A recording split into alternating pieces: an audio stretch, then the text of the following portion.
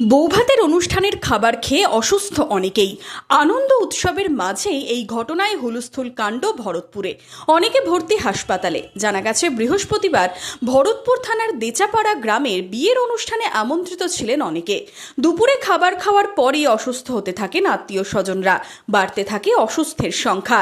তাদের নিয়ে যাওয়া হয় ভরতপুর গ্রামীণ হাসপাতালে। বিয়েতে গিয়েছিলাম, বিয়েতে খাবার খেয়ে এরকম হয়ে গেছে। আমার চাচাতো ভাই নিমন্ত্রণ ছিল। হ্যাঁ, আমি খেয়েছিলাম, আমার হয়নি। আমার স্বামীর, আমার মায়ের আর আমার বাচ্চাটা ওই মানে খাওয়ার 1 ঘন্টা পরে বমি নাস্তা খাওয়ার 1 ঘন্টা পর এই 1-1:30টার সময় কি খেয়েছিল? নাস্তা খেয়েছিল। নাস্তাতে কি খেয়েছিল? পুরি আর তরকারি, ফল সব। অনুষ্ঠান ছিল? হ্যাঁ, অনুষ্ঠান ছিল।